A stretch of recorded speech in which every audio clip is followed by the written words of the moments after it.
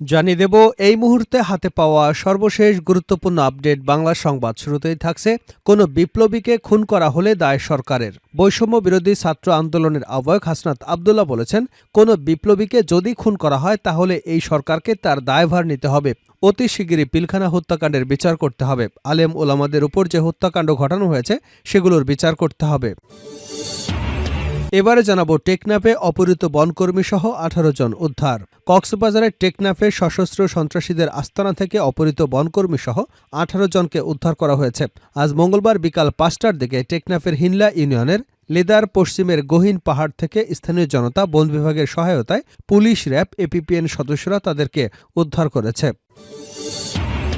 জানাবো, বৈষম্য বিরোধী ছাত্র আন্দোলনের স্পষ্ট বার্তা, আগে বিচার ও সংস্কার। বৈষম্য বিরোধী ছাত্র আন্দোলনের সমন্বয়করা বলেছেন, শেখ হাসিনার মতো স্বৈরাচারকে বিতাড়িত করতে পেরেছে তারা, দেশও চালাতে পারবে। তরুণরা পেরেছে, তারাই পারবে। স্বৈরাচারের দোসরদের জায়গা এদেশে আর হবে না। তারা বলছে, আওয়ামী লীগের বিচার এবং দেশ সংস্কারের আগে কোনো নির্বাচন হবে না। এদিকে যেখানেই হাত দিচ্ছি সেখানেই সমস্যা আর অনিয়ম। স্বাস্থ্য উপদেষ্টা নূরজাহান বেগম বলেছেন, আমাদের সব জায়গায় সিস্টেমে সমস্যা আছে। এই যে বিভিন্ন আইন আছে, সেই আইনের প্রয়োগ, আইন না মানা, সেটা নিয়ে ফলো আপ করা হয় না। আইন নানান কারণে নাও মানা হতে পারে, যেমন জবাবদিহিতার অভাব। আবার অনেক ক্ষেত্রে জবাবদিহিতা থাকলেও সেটা নিয়ে কেউ চার্জ করে না। মন্ত্রণালয়ের কাজ করে দেখেছি, যেখানেই হাত দিচ্ছি সেখানেই সমস্যা আর অনিয়ম। এই অবস্থার উত্তরণে আমরা কাজ করে যাচ্ছি। এবারে থাকছে, সচিবালয়ে কিভাবে আগুন লেগেছিল জানালো তদন্ত কমিটি। প্রশাসনের প্রাণকেন্দ্র সচিবালয়ে আগুনের সূত্রপাত হয়েছিল বৈদ্যুতিক স্পার্ক থেকে। আগুনের ঘটনায় গঠিত উচ্চ পর্যায়ের তদন্ত কমিটির প্রাথমিক প্রতিবেদনে এ তথ্য উঠে এসেছে। মঙ্গলবার সন্ধ্যায় রাষ্ট্রীয় অতিথি ভবন যমুনার সামনে আয়োজিত প্রেস ব্রিফিংয়ে এ তথ্য জানান তদন্ত কমিটির অন্যতম সদস্য, বুয়েট অধ্যাপক ডক্টর মাকসুদ হেলালি। এবং সর্বশেষ জানাবো আন্তর্জাতিক সংবাদ। পুতিনকে নববর্ষের যে চিঠি পাঠালেন কিম। উত্তর কোরিয়ার নেতা কিম জং উন রাশিয়ার প্রেসিডেন্ট ভ্লাদিমির পুতিনকে নববর্ষের শুভেচ্ছা বার্তা জানিয়েছেন। নতুন বছর উপলক্ষে পুতিনকে একটি চিঠি পাঠিয়েছেন তিনি। চিঠিতে তিনি পুতিনকে তার ঘনিষ্ঠ বন্ধু বলে উল্লেখ করেছেন। একই সঙ্গে কিম তার দেশ এবং রাশিয়ার মধ্যে বিদ্যমান ঘনিষ্ঠ দ্বিপাক্ষিক সম্পর্কের প্রশংসাও করেছেন। কোরিয়ান সেন্ট্রাল নিউজ এজেন্সির বরাত দিয়ে এপি জানিয়েছে, পুতিনকে লেখা নতুন বছরের ওই চিঠিতে কিম তাকে কমরেড হিসেবেও উল্লেখ করেছেন। এতক্ষণ শিরোনাম শুনছিলেন, এবার বিস্তারিত। প্রিয় দর্শক, আপনি যদি এই চ্যানেলে নতুন হয়ে থাকেন, ভিডিওটি দেখতে দেখতে চ্যানেলটি সাবস্ক্রাইব করে আমাদের সঙ্গে থাকুন। আর এই ভিডিও সম্পর্কে আপনি আপনার মূল্যবান মতামতটি কমেন্ট বক্সে জানিয়ে দিন। আর হ্যাঁ প্রিয় দর্শক, জানিয়ে দিন ভিডিওটি কোথা থেকে দেখছেন। কোনো বিপ্লবীকে খুন করা হলে দায় সরকারের। হাসনাত। বৈষম্য বিরোধী ছাত্র আন্দোলনের আহ্বায়ক হাসনাত আব্দুল্লাহ বলেছেন, কোনো বিপ্লবীকে যদি খুন করা হয় তাহলে এই সরকারকে দায়ভার নিতে হবে। অতি শিগগিরই পিলখানা হত্যাকাণ্ডের বিচার করতে হবে। আলেম ওলামাদের উপর যে হত্যাকাণ্ড ঘটানো হয়েছে সেগুলোর বিচার করতে হবে। মঙ্গলবার বিকেলে রাজধানীর কেন্দ্রীয় শহীদ মিনারে আয়োজিত বৈষম্য বিরোধী ছাত্র আন্দোলনের মার্চ ফর ইউনিটি শীর্ষক সমাবেশে এ মন্তব্য করেন তিনি। হাসনাত বলেন, আমাদের অভ্যুত্থান আওয়ামী লীগ মেনে নিতে পারেনি। এজন্য সচিবালয়, বিচারালয় ষড়যন্ত্র চলে। আগে চলত সতীদাহ প্রথা, আর এখন চলে নথিদাহ প্রথা। আমি বলতে চাই, আপনারা রিয়েলিটি মাইনে নেন। তিনি আরও বলেন, 5 আগস্টের পরে আমাদের আর কোনো শত্রু নেই। আমাদের একমাত্র শত্রু আওয়ামী লীগ। 15 জানুয়ারির মধ্যে জুলাই অভ্যুত্থানের ঘোষণাপত্র জারি করতে হবে। মার্চ ফর ইউনিটি সমাবেশে জাতীয় নাগরিক কমিটির সদস্য আক্তার হোসেন বলেন, এদেশের মানুষ এক নতুন বাংলাদেশ চায়। বাংলাদেশের মানুষ নতুন সংবিধান চায়। বাংলাদেশের মানুষ সংস্কার চায়। বৈষম্য বিরোধী ছাত্র আন্দোলনের নেতারা যখন জুলাই অভ্যুত্থানের ঘোষণাপত্র পাঠের আয়োজনের ঘোষণা দেয়, তখন অন্তর্বর্তী সরকারের পক্ষ থেকে সব রাজনৈতিক সংগঠনের সমন্বয়ে ঘোষণাপত্র পাঠের ঘোষণা দেওয়া হয়। এই ঘোষণা বৈষম্য বিরোধী ছাত্র আন্দোলনের বিজয়। অন্তর্বর্তী সরকারের কাছে বলতে চাই, অবিলম্বে 15 জানুয়ারির মধ্যে জুলাই অভ্যুত্থানের ঘোষণাপত্র পাঠ করতে হবে। তিনি বলেন, আগামী জাতীয় সংসদ নির্বাচনে নির্বাচিত প্রতিনিধিদের মাধ্যমেই নতুন সংবিধান হবে। আগামী নির্বাচন হবে গণপরিষদ নির্বাচন। সে নির্বাচনে নির্বাচিতরাই সংবিধান সংশোধন করবে। বাংলাদেশের মানুষের অসংখ্য চাওয়া আছে। আগামী নির্বাচনে যারা জয়ী হবেন তাদের সেই চাওয়াগুলো পূরণ করতে হবে। টেকনাফে অপহৃত বনকর্মী সহ 18 জন উদ্ধার। কক্সবাজারের টেকনাফে সশস্ত্র সন্ত্রাসীদের আস্তানা থেকে অপহৃত বনকর্মী সহ 18 জনকে উদ্ধার করা হয়েছে। আজ মঙ্গলবার বিকাল 5টার দিকে টেকনাফের হিনলা ইউনিয়নের লেদার পশ্চিমের গহীন পাহাড় থেকে স্থানীয় জনতা, বন বিভাগের সহায়তায় পুলিশ, র্যাব, এপিপিএন সদস্যরা তাদের উদ্ধার করেছে। বন বিভাগের টেকনাফে রেঞ্জ কর্মকর্তা আব্দুর রশিদ জানান, গতকাল সোমবার সকালে হিনলা ইউনিয়নের জাদিমুড়া পাহাড়ে বন বিভাগের জমিতে গাছের চারা রোপণ করতে গিয়ে বনকর্মীসহ 18 জনকে অপহরণ করা হয়। রাতে মুক্তিপণ দাবি করে অপহরণকারীরা ভুক্তভোগীদের পরিবারগুলোকে ফোন দিচ্ছে। মঙ্গলবার বিকেলে 18 জনকে উদ্ধার করা হয়েছে। র‍্যাব 15-এর সিনিয়র সহকারী পরিচালক ও অতিরিক্ত পুলিশ সুপার মোহাম্মদ কামরুজ্জামান জানান, উদ্ধার অভিযানে অপহরণে জড়িত 2 জনকে আটক করা হয়েছে। একই সঙ্গে অপহরণের চক্রটিও শনাক্ত করা সম্ভব হয়েছে। টেকনাফ মডেল থানার ভারপ্রাপ্ত কর্মকর্তা মোহাম্মদ গিয়াসউদ্দিন জানান, উদ্ধারকৃতদের পাহাড় থেকে বের করা হচ্ছে। তাদের থানায় আনা হলে জিজ্ঞাসাবাদ করে বিস্তারিত তথ্য সংগ্রহ করা হবে। বৈষম্য বিরোধী ছাত্র আন্দোলনের স্পষ্ট বার্তা, আগে বিচার ও সংস্কার।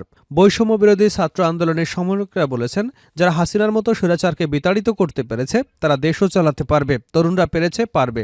স্বৈরাচারের দোসরদের জায়গা এদেশে আর হবে না। তারা বলেছেন, আওয়ামী লীগের বিচার এবং দেশ সংস্কারের আগে কোনো নির্বাচন হবে না।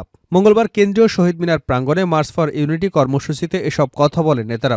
বৈষম্য বিরোধী ছাত্র আন্দোলনের ডাকে সাধারণ জনতা এবং শিক্ষার্থীদের ঢল নামে কেন্দ্রীয় শহীদ মিনার এলাকায়। সমাবেশস্থল পরিপূর্ণ হয়ে ওঠে। মিছিল আর স্লোগানে উত্তাল ঢেউ খেলে। শহীদ মিনার এলাকায় সরজমিনে এমন চিত্রই দেখা যাচ্ছে। অনুষ্ঠানের বিকাল 3টায় হবার কথা থাকলেও শুরু হয় 1 ঘণ্টা পরে।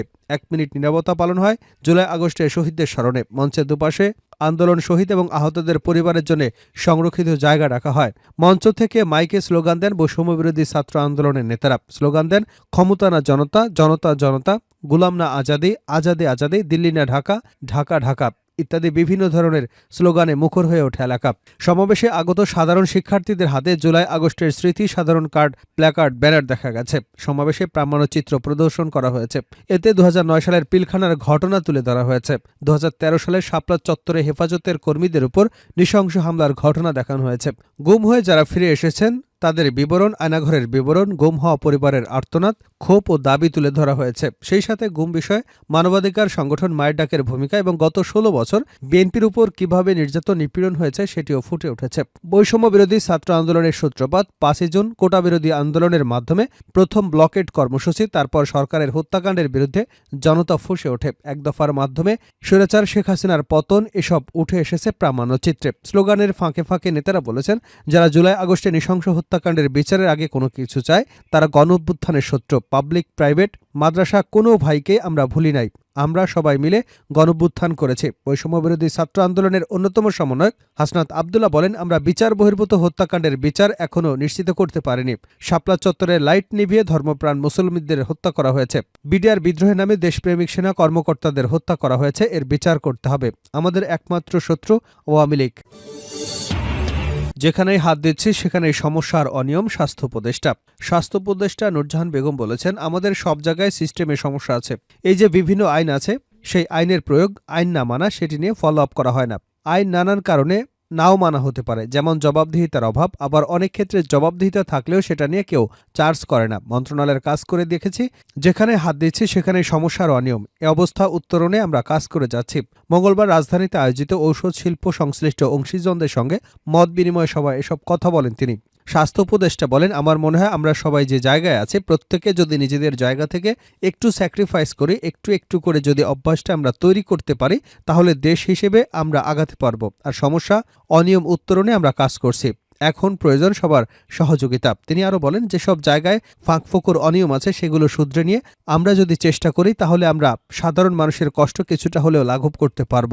এবার 2024-এর আন্দোলনে যে অসংখ্য মানুষ 19-20 বছর বয়সী ছেলে চোখ পা হারালো, তাদের ভবিষ্যতের দিকে তাকিয়ে আসুন আমরা একযোগে কাজ করি। নূরজাহান বেগম বলেন, গ্রাম পর্যায়ে সাধারণ মানুষের সাথে কাজ করে আমার জীবনের 45 বছর কেটেছে। আমার মনে হয় ওদের কষ্টটা আমি অনেক অনুভব করি। মাস 2 আগে হোসেন জিল্লুর আমাকে এখানে একটা প্রেজেন্টেশন দিয়েছেন। তিনি বলেছেন, 8 থেকে 9% মানুষ দরিদ্র থেকে দরিদ্রতর হয়ে যাচ্ছেন ঔষধ শিল্প এবং চিকিৎসা ব্যয় মেটাতে গিয়ে, কিন্তু সেখানেও তারা কোনো স্যাটিসফ্যাকশন পাচ্ছে না। যদি ডাক্তার, মন্ত্রণালয়, যারা ওষুধ প্রস্তুতকারী, বিক্রেতা, সবাই যদি নিজেদের জায়গা থেকে আমরা একটু চেষ্টা করি, তাহলে আমাদের দেশের সাধারণ মানুষকে এই ব্যয়ভার থেকে কিছুটা হলেও স্বস্তি দিতে পারব। ভ্লাদিমির পুতিনকে নববর্ষের যে চিঠি পাঠালেন কিম। উত্তর কোরিয়ার নেতা কিম জং উন রাশিয়ার প্রেসিডেন্ট ভ্লাদিমির পুতিনকে নববর্ষের শুভেচ্ছা বার্তা জানিয়েছেন। নতুন বছর উপলক্ষে পুতিনকে একটি চিঠি পাঠিয়েছেন তিনি। চিঠিতে পুতিনকে তার ঘনিষ্ঠতম বন্ধু বলে উল্লেখ করেছেন। একই সঙ্গে কিম তার দেশ এবং রাশিয়ার মধ্যে বিবাদমান ঘনিষ্ঠ দ্বিপাক্ষিক সম্পর্কের প্রশংসা করেছেন। খবর এএফপির। কোরিয়ান সেন্ট্রাল নিউজ এজেন্সির এর বরাত দিয়ে এপি জানায়, পুতিনকে লেখা নতুন বছরের ওই চিঠিতে কিম তাকে কমিউনিস্ট হিসেবে উল্লেখ করেছেন। আগে থেকেই প্রতিবেশী রাশিয়ার সঙ্গে উত্তর কোরিয়ার সম্পর্ক ভালো ছিল, তবে 2022 সালের ফেব্রুয়ারিতে রাশিয়ার ইউক্রেন আক্রমণের পর থেকে দুদেশের মধ্যে গভীর রাজনৈতিক, সামরিক এবং সাংস্কৃতিক সম্পর্ক সৃষ্টি হয়েছে। পুতিন এবং কিং একাধিকবার তাদের ব্যক্তিগত ও ঘনিষ্ঠতার দাবিও তুলে ধরেছেন। জুনে যখন প্রেসিডেন্ট পুতিন উত্তর কোরিয়া সফর করেন, তখন কমিউনিস্ট উত্তর কোরিয়া এবং রাশিয়ার মধ্যে ঐতিহাসিক এক সামরিক চুক্তি সম্পাদিত হয়। এই চুক্তি অনুযায়ী এদেশে আক্রান্ত হলে আরেক দেশ তাৎক্ষণিকভাবে সেই দেশকে সামরিক সহযোগিতা প্রদানে বাধ্য থাকবে, যা এ মাসে কার্যকর হয়েছে। ইউক্রেন যুদ্ধ বিষয়ে নতুন বছরের চিঠিতে কিম আশা প্রকাশ করেছেন, 2025 সালে রাশিয়ার সামরিক বাহিনী এবং দেশটির জনগণ একটা বড় বিজয় পাবে এবং নচ্ছিবাদকে পরাজিত করবে। আমেরিকা এবং দক্ষিণ কোরিয়ার অভিযোগ করে আসছে, ইউক্রেন যুদ্ধে অংশ নিতে উত্তর কোরিয়া রাশিয়াতে 10,000-এরও বেশি সৈন্য পাঠিয়েছে। এসব সৈন্য সরাসরি যুদ্ধে অংশ নিচ্ছে বলেও দাবি করা হচ্ছে।